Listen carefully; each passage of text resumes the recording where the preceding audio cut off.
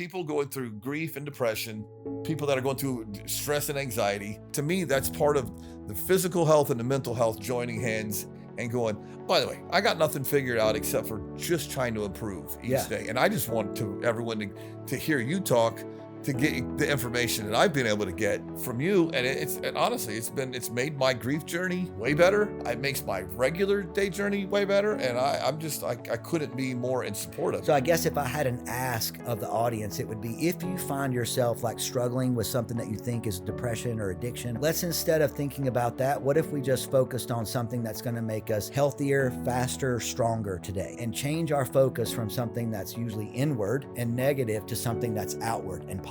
So many of us need to take that step, go get our blood drawn, go to the gym, get out, take a walk.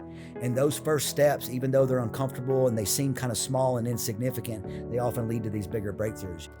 Yeah, I'm not exactly sure what's making me feel so good, so I'm just continuing to do all of it. Yeah, right. You know what I mean? Not going to throw any of it out. Fasting, right? Or the sauna or the it's all of it, man. But I think it is all. It's all of it. It's all, because none of it's doing the same thing.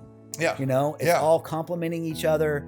The way that you are approaching it in terms of, using it, at a time like after your workout, getting in the cold plunge, doing your something.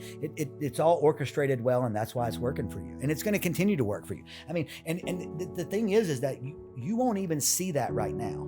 So when you're 74, that's when this work right now pays off. It's not now. If you feel good now, but you will actually have longevity 20 years from now and optimal health 20 years from now because of the work you're putting in now. I think that the information that we have now is much better. I think that there's more doctors who are starting to kind of recognize that the way that we've been trained and sort of the way we've been taught to use our skill set is not for the best of humanity. It's for the best of the insurance company. It's for the best of the hospital company. It's for the best of the pharmaceutical industry, but it's not for the best of the client.